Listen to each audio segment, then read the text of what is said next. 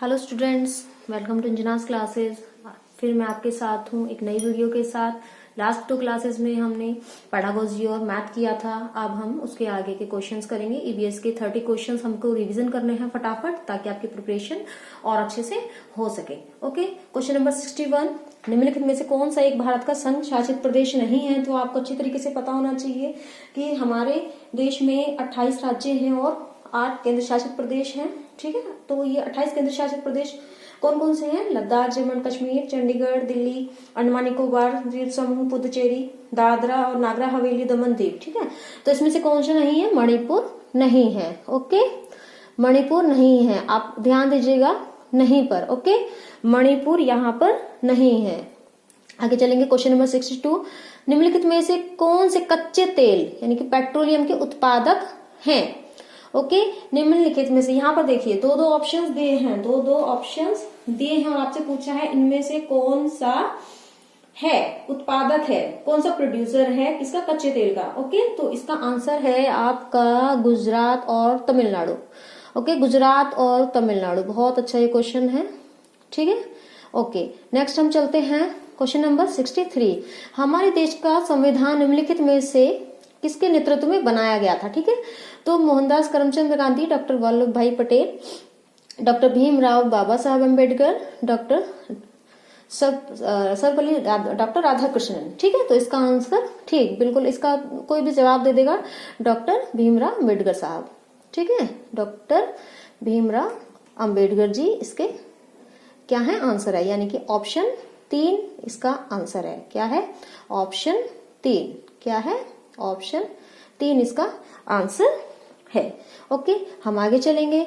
देखिए, पौधों के लिए किए जाने, क्वेश्चन नंबर 64, हाँ जी, पौधों के लिए किए जाने वाले नीचे दिए गए कार्यों पर विचार कीजिए। मीन्स आप क्या करते हैं पौधों के लिए? ठीक है, पौधों को सहारा देते हैं, ह्यूमस प्रदान करते हैं, भोजन संचित भंडारण करते हैं, खनिजों पानी को अवशोषित करना, ये किसका काम है? ठीक है, तो आप क्या करते हैं? ठीक है, क्वेश्चन नंबर 64। ठीक है, तो आप क्या करते हैं? ठीक है, पौधों के लिए किए जाने वाले कार्य। हाँ जी, आप बताइए, पौधों को सहारा देते हैं, पौधों को सहारा देते हैं। ओके, ठीक है, और आप क्या करते हैं? भोजन संचित भंडारण और पानी और खनिजों को अवशोषित करना। ओके, तो इसका answer question number option number 4, 64 का ऑप्शन नंबर 4, 64 का ऑप्शन नंबर 4। ठीक है, हाँ जी, नेक्स्ट हम चलते हैं क्वेश्चन नंबर 65 पर। क्वेश्चन नंबर 65 पर देखिए, यहाँ एक कस्बा दिया है पोचमपल्ली, कस्बा दिया है पोचमपल्ली। ठीक है, पोचमपल्ली भारत के दक्षिणी राज्य का एक कस्बा है, साउथ इंडिया की तरफ है। ठीक है, जो सुंदरता की डिजाइन की गई चमकदार रंगों को पोचमपल्ली साड़ियों और विशेष प्रकार की बुनाई, जिसे भी पोचमपल्ली भी कहते हैं, वहां की बुनाई को पोचमपल्ली भी कहते हैं, के लिए प्रसिद्ध है। ये कस्बा अब किस राज्य का भाग है? ठीक है, अब किस राज्य में ये आ गया है? तो इसका आंसर है आपका तेलंगाना। ठीक है, इसका आंसर है आपका तेलंगाना, बिल्कुल जी। क्वेश्चन नंबर 66, क्वेश्चन नंबर 66, देखिए यहाँ पर कुछ ग्रुप्स दिए हैं फूड के।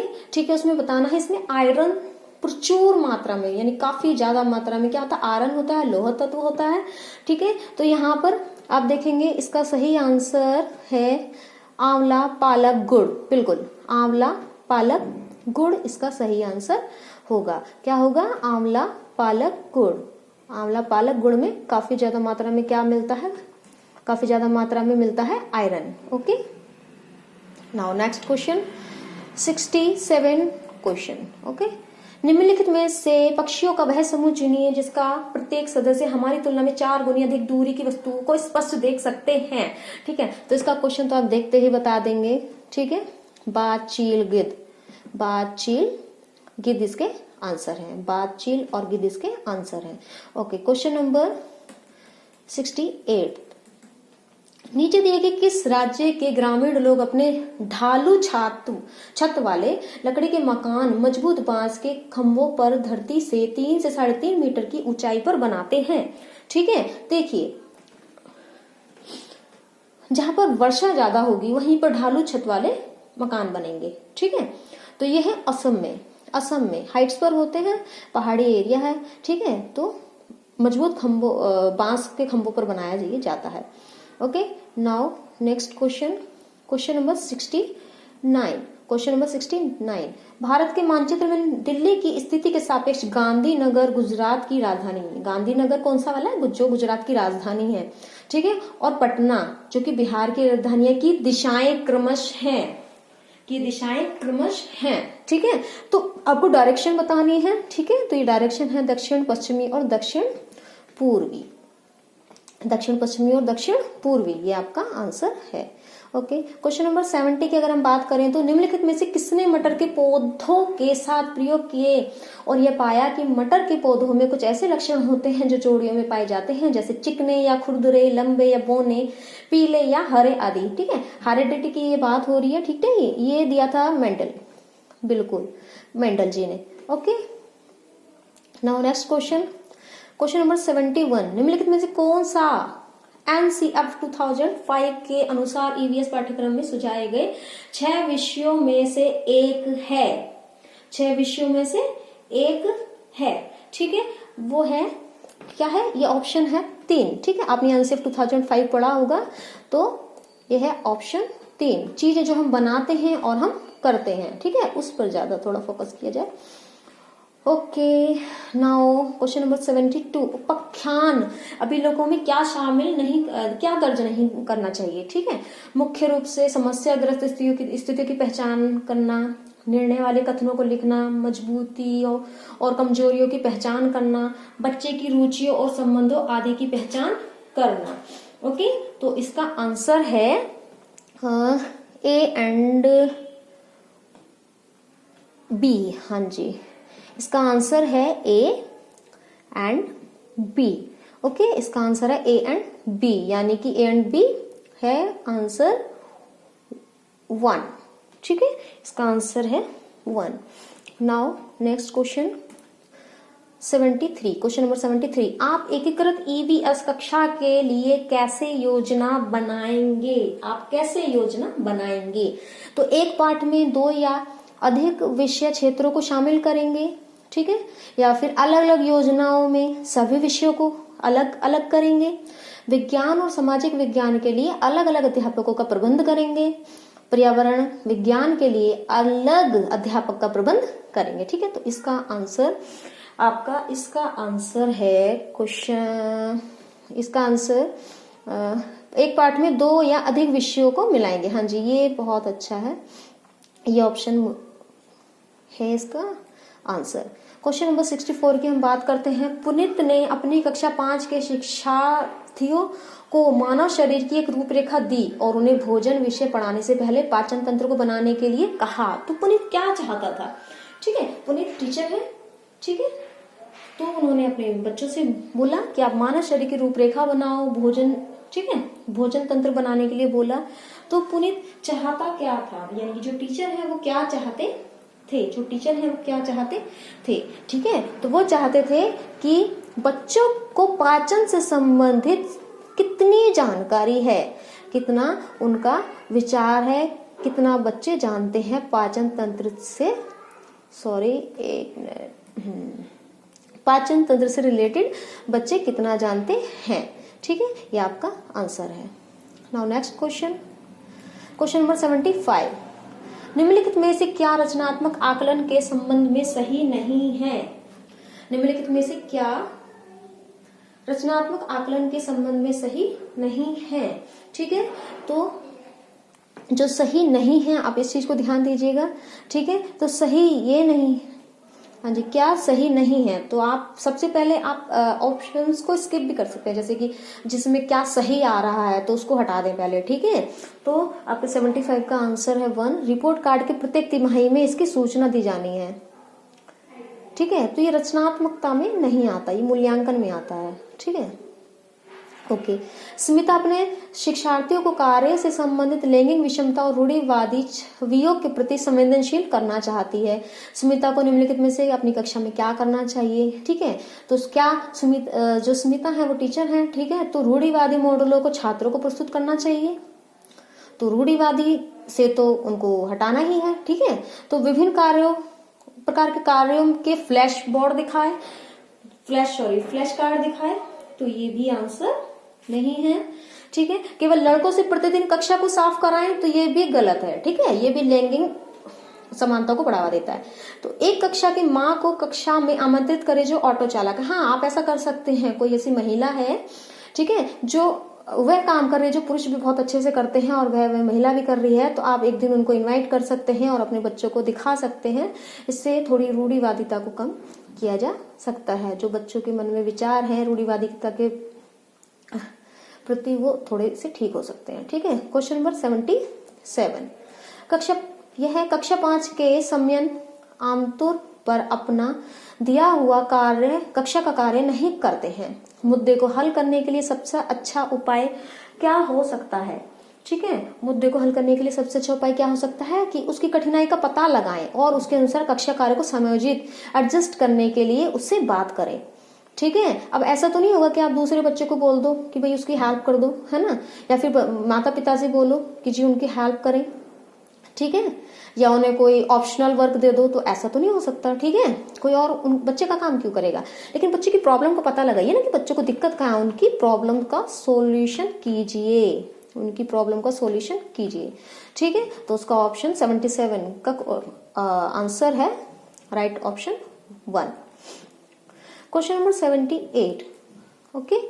तो मुस्कान ने परिवहन में डीजल वाहनों का उपयोग निषिद्ध होना चाहिए विषय पर एक वाद विवाद का आयोजन किया। मुस्कान के द्वारा इस विषय पर कक्षा में वाद विवाद के आयोजन का क्या उद्देश्य है, ठीक है, क्या एम था कि उन्होंने एक ऐसा विषय लिया, ठीक है। तो उनका उद्देश्य क्या होना चाहिए, उनका उद्देश्य क्या होना चाहिए, ठीक है।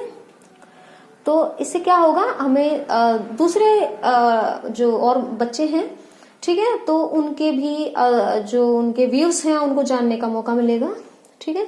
तो इससे क्या होगा, इस मुद्दे पर छात्रों को कई दृष्टिकोणों की सराहना करने में हेल्प करता है, okay. Now question number 79, EVS में चित्रण कौशल, ईवीएस में जो मानचित्रण कौशल है, ठीक है, ईवीएस में जो मानचित्रण कौशल है वो क्या करता है, ठीक है। वे लैंडस्केप खींचने के कौशल को विकसित करता है। अब मानचित्रण कौशल है ये, ठीक है। पूर्वानुमान और गणना के कौशल को विकसित करता है, रिकॉर्डिंग कौशल को विकसित करता है, फिर स्थानों की सापेक्ष स्थिति की समझ को विकसित करता है। ऑफ कोर्स इसका आंसर है स्थानों की सापेक्ष स्थिति को समझने में हेल्प करता है, ठीक है। तो क्वेश्चन नंबर 79 का राइट ऑप्शन है option 4। Now question number 18, EVS की एकीकृत प्रकृति सहायक है। ईवीएस की एकीकृत प्रकृति सहायक है, किसमें सहायक है, ठीक है। पाठ्यचर्या के भार को कम करने में, विशिष्ट प्रकरणों को पेश करने में, या फिर पाठ्यचर्या के भार को कम करने और शिक्षार्थियों को सार्थकता पूर्वक सीखने में, या फिर शिक्षार्थी केंद्रित उपागम का पालन करने और संकल्पनाओं की अधिक संख्या का परिचय देने में, या फिर दी गई सूचनाओं और विवरणों को सीखने में, ठीक है। तो इसका राइट आंसर है पाठ्यचर्या के भार को कम करने में, ठीक है, और सार्थकता पूर्वक सीखने में, ओके।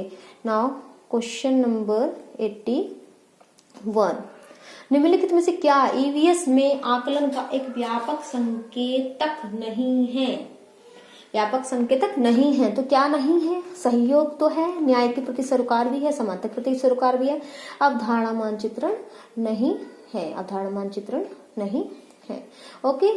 तो क्वेश्चन नंबर 81 का राइट आंसर है ऑप्शन 4।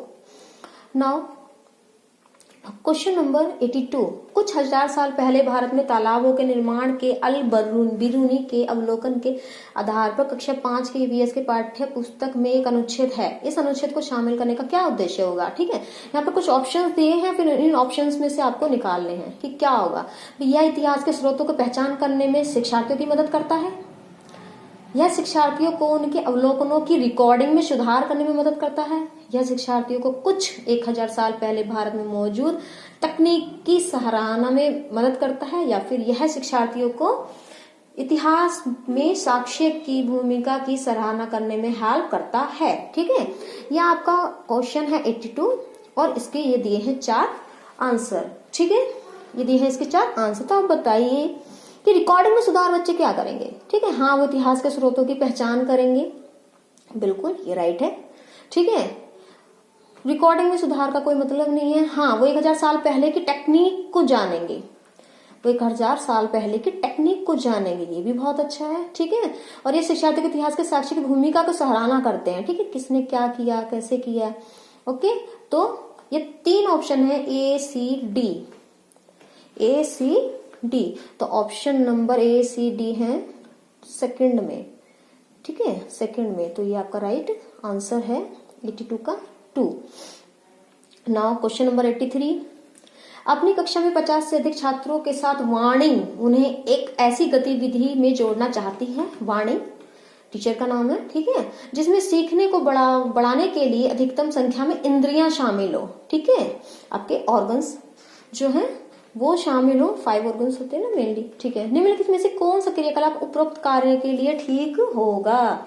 ठीक है, तो कौशलों के प्रदर्शन के लिए समुदाय समधर्म व्यक्तियों को आमंत्रित करें, समूह चर्चा को प्रोत्साहित करें, या उचित एवी साधन के लिए स्मार्ट कक्षा का उपयोग करें, नजदीकी स्थान के लिए क्षेत्र का भ्रमण करने का आयोजन करें। ये सबसे अच्छा ऑप्शन है। ठीक है, भ्रमण करना बहुत अच्छा ऑप्शन है। ठीक है, ये इसका आंसर है 83 का आंसर है ऑप्शन 4। नाउ हम आते हैं क्वेश्चन नंबर 84 पर। ठीक है, इकरा अपने शिक्षार्थियों को ईवीएस में समाचार पत्रों और पत्रिकाओं को पढ़ने के लिए क्यों प्रेरित करती है, क्यों प्रोत्साहित करती है। ठीक है, टीचर है, टीचर कह रही है अपने बच्चों से कि आप डेली समाचार पत्र पढ़ा करो, पत्रिकाएं पढ़ा करो, तो ऐसा मैडम क्यों बोल रही हैं। ठीक है, तो क्वेश्चन नंबर 84 का क्या आंसर होगा भैया, मनोरंजन के लिए बोलते हैं मैडम कि न्यूज़पेपर पढ़ो। ठीक है, ये शिक्षार्थियों को यानी स्टूडेंट्स को उनके अपने संसार से जुड़ने में सहायता करता है, ये स्वतंत्र बनने में सहायता करता है, प्रतिस्पर्धा को बढ़ाता है, नो। ठीक है, ये जिससे बच्चे जाने कि उनके आसपास क्या हो रहा है। ठीक है, तो क्वेश्चन नंबर 84 का आंसर है ऑप्शन 2। क्वेश्चन नंबर 85 पर हम आते हैं, पर्यावरण अध्ययन में प्रश्न करने को एक युक्ति के रूप में उपयोग किया जाता है। Question number 85। ठीक है, में कह रहे हैं कि पर्यावरण अध्ययन में प्रश्न करने को एक युक्ति के रूप में उपयोग किया जाता है। तो इसका राइट आंसर क्या होगा, इसका राइट आंसर होगा कक्ष में जिज्ञासा को बढ़ाने के लिए, कक्ष में जिज्ञासा को, चाहे बच्चों में क्यूरियोसिटी बढ़े। ठीक है, स्टूडेंट्स में क्यूरियोसिटी बढ़े। ओके, तो क्वेश्चन नंबर 86, नीचे दिए गए कौन से एक राज्य में तोरंग का अर्थ है जंगल। ठीक है, तो तोरंग का अर्थ जंगल, यानी कि जंगल का पर्यायवाची क्या है, तोरांग है, तोरांग। ठीक है, तो किस राज्य में बोला जाता है, किस राज्य में बोला जाता है, तो ये झारखंड में बोला जाता है। ठीक है, झारखंड में तोरांग को जंगल या जंगल को तोरांग कहा जाता है। ओके, तो क्वेश्चन नंबर 86 का राइट ऑप्शन है 4।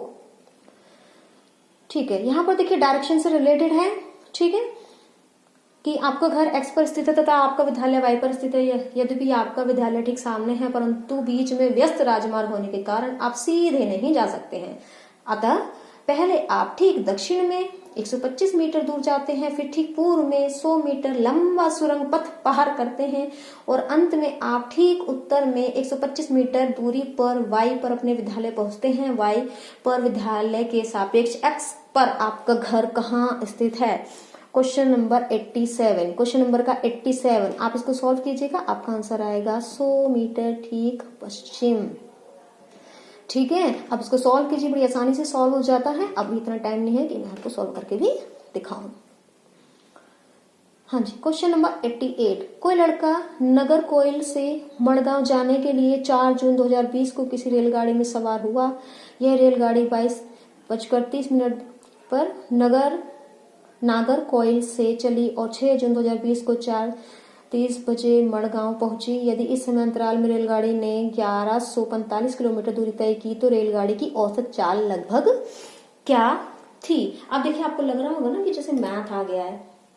ठीक है, लेकिन ईवीएस में भी इस टाइप के आपको कुछ क्वेश्चंस थोड़े न्यूमेरिकल वाले मिलेंगे। ठीक है, तो क्वेश्चन नंबर 88 का आंसर है ऑप्शन 2। ओके, आप इसको सॉल्व कीजिए और मुझे बताइए।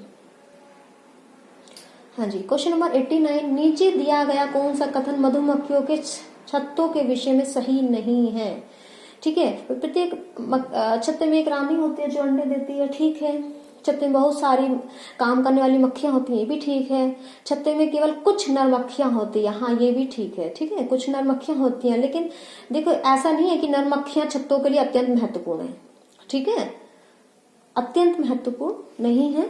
ठीक है, मादा मक्खियां ही होने के लिए काफी जो वर्क है वो कर लेती हैं। ठीक है, तो 89 का ऑप्शन आपका सेकंड ही होगा, क्योंकि वो नहीं में आंसर मांग रहे हैं।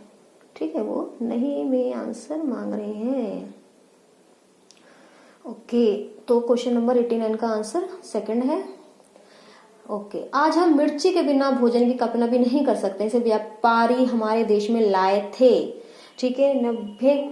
ठीक है, 90, क्वेश्चन नंबर 90 का आंसर क्या होगा?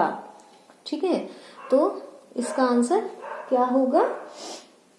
इसका आंसर होगा दक्षिणी अमेरिका से। मैक्सिको भी हो सकता है इसका आंसर। ठीक है, यहाँ पर मैक्सिको भी दे सकते हैं और दक्षिण अमेरिका भी है। ठीक है, व्यापारी वहां से इसको हमारे यहाँ लाए थे। ठीक है, इसके बाद आपका इंग्लिश शुरू हो जाएगा। हमने आज ईवीएस के 30 क्वेश्चन आपको तैयारी कराए हैं। ठीक है, आप और अच्छे से तैयारी कीजिए, और क्वेश्चन पेपर मैं आपको कराने के लिए लेकर आऊंगी। ठीक है, आप अच्छे से तैयारी कीजिए। Okay, bye.